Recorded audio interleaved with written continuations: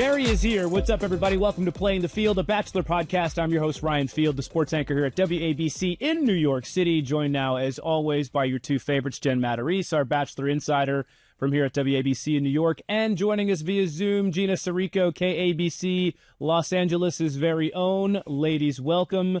Let's just get right to the guest of the hour. We'll save the pleasantries for another day. We're all business here as we welcome in Gerry Turner. You know him as the original Golden Bachelor on ABC, and today is the day he has released his new book titled The Golden Years, What I've Learned from Love, Loss, and Reality TV. And based on that title, Gerry, there is a lot to talk about. But first and foremost, welcome to the program. How you doing, my friend? What have you been up to since we last spoke to you? Gosh, what seems like months ago now. Obviously, you've written a book.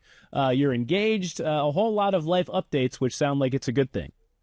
Oh, there's been a lot going on. I've enjoyed life tremendously. I feel like everything's going great.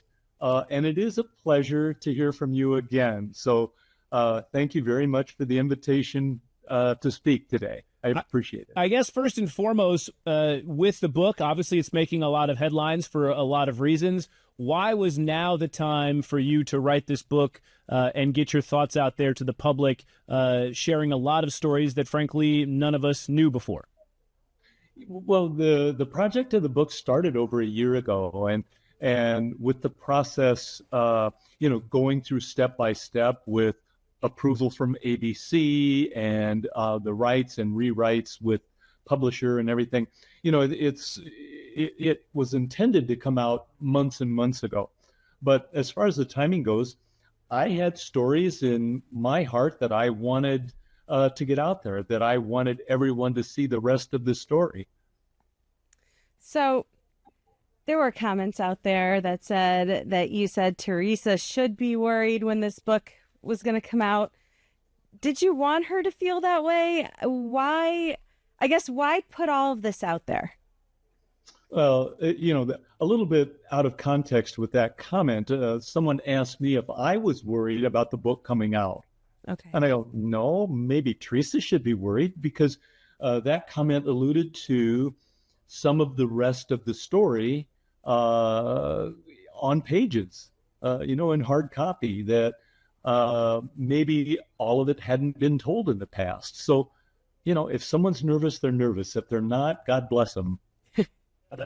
Were you nervous, Gerry? Because there is a lot that you put out there that,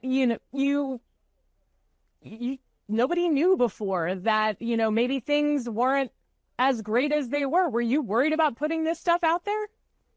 No. By contrast, a lot of the book talks about how many of the women were even more appealing and more interesting than what appeared so in the show. So the truth is the truth. And I can't feel like I can compromise what I've said. If it's truthful and honest and from my heart, that's not going to make me nervous. So it sounds to me, when I read this book, it sounds like when you talk about you and Teresa and your marriage, which obviously did not last very long, it sounds like a lot of this was the product of not fully knowing each other due to how quickly the show unfolded, and how it was almost like a shotgun marriage, frankly. But at the end of the day, it sounded like two people who were very set in their ways, who weren't willing to budge on a lot of things. Is that fair to say? Partially. I think word choice might be better to say that you're dealing with two people who knew the meaning of commitment, and therein, created the conflict. We felt like we were committed to each other, committed to the marriage, because we had had so many years of committed relationship with our spouses. But by the same token, there was this nagging commitment to our families. And, Teresa had grandchildren that she loved dearly in the areas she lived in. And, we had a great deal of conversation about how we were going to live, where we were going to live, and we couldn't find a location that seemed to work for us. So that's probably better said than the way you put it. Okay.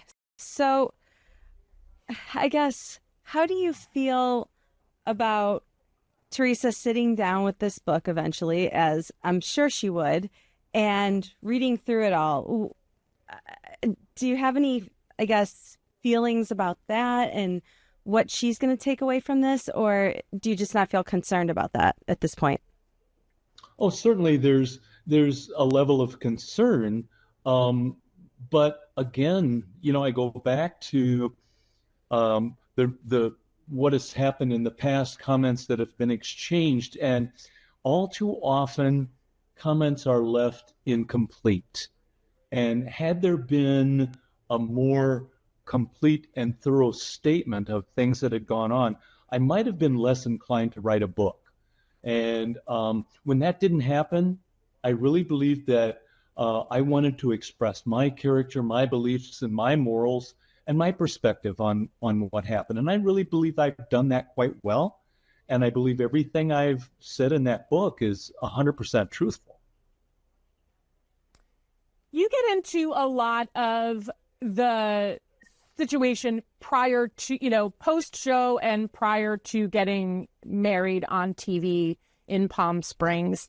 There was a lot that was going on. You had your happy couples, you had phone calls, all of that. There were so many moments throughout this whole thing where it seemed like you were saying that there were some doubts. My question, I guess, is if you were having those doubts or having questions about your relationship with Teresa, why go forward with a televised wedding? If you're having those things, talk to the network. Had it even been approached at that point? Like, what were the thinking? Why wouldn't you just, since you were committed to each other, sometimes it doesn't work. You know what I'm saying? And it just, that happens sometimes. Why would you feel like it was so necessary to go through with the wedding and all of that when you were having questions and doubts about how you could really cohabitate and live happily ever after? And I certainly had my doubts. I had cold feet at times. Teresa and I had conversations about it, soul-searching conversations where, we would ask ourselves, have we done this too fast? Have we allowed ourselves to be caught up in the velocity and the energy of the show, only to find ourselves in a position that maybe isn't the right position? And again, two people who value the importance of commitment, we made that statement to each other. And I think bottom line was we felt like we could get it done, that maybe we put the cart before the horse, but we believed we would get to know each other in a deeper way. We would appreciate and enjoy each other's company. And at the end of those conversations, we both felt like it was right to move forward. And listen, we don't want to make it seem like we're grilling you here because you're one of our favorites. We all love the show. We loved you and Teresa together. So I definitely don't want to make it seem like this is some federal inquisition here. But at the end of the day, was there one moment that really stuck out specifically that you said to yourself, okay, this is not going to work? Was there the proverbial straw that broke the camel's back that you finally said, okay, enough is enough, that we can't make this work? Yeah, there was. When Teresa told me on the show at the last dinner before our fantasy suites that when she found the right guy, she was ready to quit her job, the message I heard was, here is a person that is willing and able to spend time one-on-one in a relationship, to travel, to enjoy life. At her age and mine, I think that was what I believed was our priority. And then later in the relationship, and not that much later, but later, when she said she felt like she really wanted and needed to work at least another year, that was a very high concern for me. I think, that's understandable. And I think that divorce is never a fun or a happy thing that people go through. And I think that, I've read in the book, I read it cover to cover, and you mentioned that you felt, I guess, a lot of backlash based on things that you guys put out a joint statement, and then Teresa said some things, and then part of the reason, correct me if I'm wrong, that you put out the book was to kind of clear things up. But are you at all worried that in setting the record straight, this far, like, I know you said it was supposed to come out a bit sooner, this book, but putting it out the record now maybe comes off as like, I don't know, could be a little bit mean-spirited in some ways? Well, I'm sorry you see it that way. It's not intended to be mean-spirited, but just in certain stories. Like, I think everyone's got their sides, right? And I think certain things are going to stick with someone and certain things are going to stick with the other person. And I'm sure there's stories on the other side as well. Yeah. I spent a long time, after the divorce until just recently, trying to be quiet about this, living under the radar, enjoying life. I really have enjoyed my time, not looking for any spotlight on social media. But there were things that nagged at me, that people were allowed to think certain things through inference or, sometimes through statement.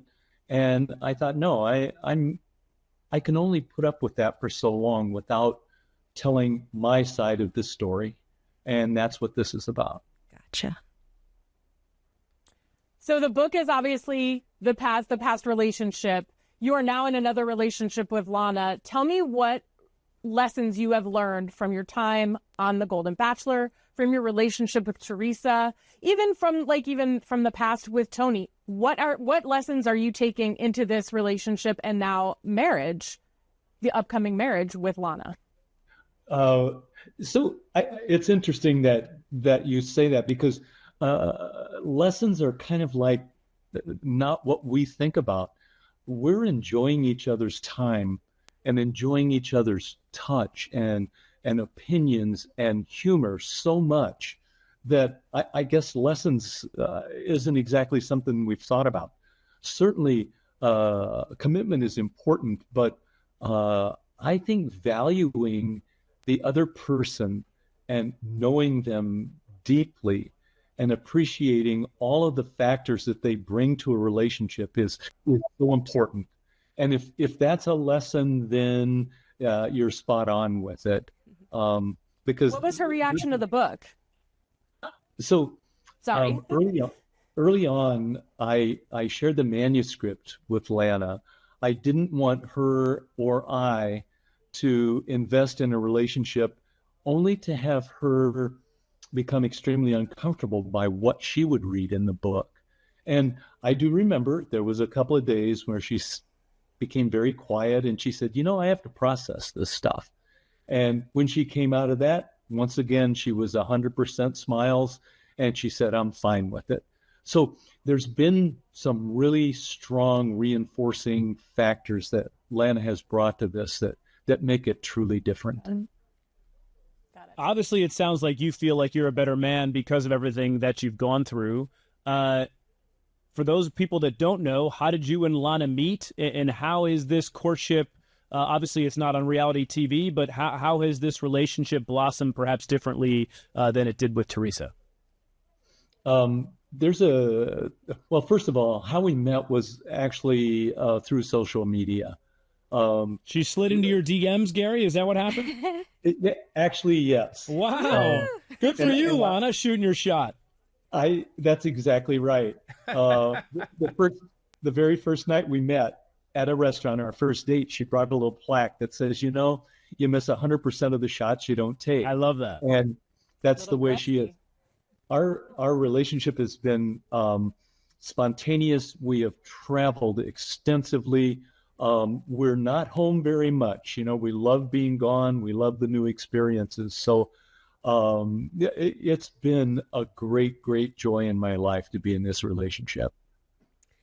So moving forward, what do you hope to do with this book? Are you going on tour with it? Are you going to talk to a lot of fans of Bachelor Nation? What does your family think of all this? Good questions. I don't really plan on doing a great tour. There's a couple of things scheduled where I'll have some appearances. There's been a long list of podcasts that I've participated in. But beyond that, the cathartic feeling of having it get off my chest and be in print is really enough. I'm not looking for a lot of spotlight. I always say, before this all started 3 years ago, I was retired and I loved being retired. And I'm pretty happy to settle back at that level. Fair enough. In your retirement, have you been watching the new Golden Bachelor? And what are your thoughts on Mel and his journey so far? Yeah, I have. And, really, I suppose I have the unique position of being the only guy who knows what Mel is going through. And it's a tough spot. You're trying to give every woman you talk to your undivided attention. You're trying to look for all of the possible hints and clues to whether or not someone is your person, and you're still involved with the energy and the velocity of the show. It's a difficult spot. Has he reached out to you for advice, Gerry? Have you two spoken? That hasn't happened. I think the familiarity and the kinship that I had with Joan made it real possible for me to have those kind of conversations with Joan. But as time went by with Mel, the opportunity hasn't come to me that way. Final question. When was the last time you spoke to Teresa, and what was that conversation like? I haven't spoken to Teresa in quite some time, and quite honestly don't remember the conversation. Well, I think we certainly, wish you the best with this, and of course with your upcoming wedding. Is there a date yet? No. And we've been asked that a couple of times. I'm sure. We're really enjoying, the state of being engaged right now. It's As new. you should, right? It's not even a month old yet, and it's like, it's too much fun. Let's enjoy this, and then we'll come to the next step when it's time to come to the next step. And listen, we know you love being in the spotlight, but I have a feeling you're very thrilled about the fact that this wedding will not be televised on national television. That is so true. I won't be at this wedding, Gerry. I won't be at this wedding. Listen, Gerry, if Gina was the bad luck charm, just say it. We can all be honest with each other. We're all friends here. Hey. Let's just get it off our chest. We're having none of that. No, there's no bad luck charms. Aw. Well, hey, buddy, we're rooting for you. Yes. And again, we can't thank you enough for coming on. Best of luck with the book, and best of luck with the new bride. And we're looking forward to hearing all about your adventures here in the months ahead. Hey, thank you so much. I hope you enjoy the rest of your day, and good luck to you. Thank you, Gerry. Appreciate that. That is Gerry Turner, the original Golden Bachelor. His new book is out, titled Golden Years, What I've Learned from Love, Loss, and Reality TV. And ladies, it sounds like he has learned a lot about all of this stuff that has transpired, not only going back to the show, but since the show, the fallout from Teresa, and now in his new blossoming relationship, which I guess is great to hear. Absolutely. Yep. Thank you. Okay. Thanks, Gerry. Well, I certainly wish him all the luck in the world, and I hope he didn't think we were being too hard on him, but there were some things said, and I think if he doesn't think Teresa will be hurt by that, I think that's not accurate. I don't see how she couldn't be with some of it, but as he said, this is his truth, and he really wanted to get it off his chest. And Gina, I saw you react a little bit when he said there was no intent to make it mean-spirited, but I think in a lot of ways it did come off a little mean-spirited, a lot of what he said in the book. Yeah, I mean, that's the thing. When you have only one side in a story, you're waiting for the other. I have a feeling if Teresa was going to speak, she would have a lot to say about what was said in this book. She did give out a statement to another outlet, and she said, I have it. He has it right. You got it? Yeah. Okay, great. Got it. Oh, okay. Out of respect for his family, I decided a long time ago not to say anything, to take the high road and keep what happened between us. So I can't tell you how disappointed I am that Gerry has decided to talk about me in such a disparaging way. That right there kind of tells you all you need to know about her reactions to it. And I know you saw her, Ryan. I so did, what did yeah. She had a little trepidation about the book coming out.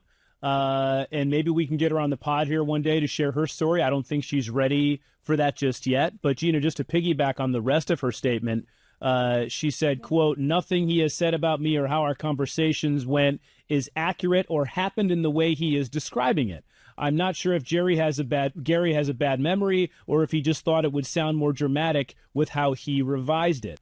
She continued, "It makes me really sad to know how empty and trapped he felt prior to our wedding. I wish he had just been honest with me. I really believed he loved me, but clearly he had me fooled. His behavior behind closed doors makes a lot more sense now." That is Teresa Which was Nist's. the point I was getting at. Yes, that is Teresa Nist's reaction to Gerry's book, which, by the way, when I saw her last week, she had not obviously seen the book, so she had just heard a lot of snippets that had come out in previews and whatnot. So to your lady's point, I'm sure once she sat down and has a chance to read this, imagine going through a bad breakup and then your ex just gets to share the world with the world, his side of what happened, and you're just kind of at his mercy. Yeah. And it can't be a great feeling. I will say it's a compelling book. It's a compelling read. Very compelling. I mean, it's interesting to hear how his journey started and about his past and where he's headed. But yeah, I wouldn't want to be in Teresa's shoes. No, I don't think any of us would. But we thank Gerry for being here today. And if you like our podcast, what do you need to do? Please like and follow us. And I hope Gerry doesn't hate us after. Gerry does not hate us. He will be back. That's why I made a point to say this isn't a federal inquisition here, Gerry. But we have to ask the question. I mean, listen, you come on Playing the Field, you're going to get asked the tough questions. That's exactly how it goes and how it should be. We can't thank you enough, our viewers, our audience, our listeners, for being here today. For Jen and Gina, I'm Ryan. We will see you next time on Playing the Field.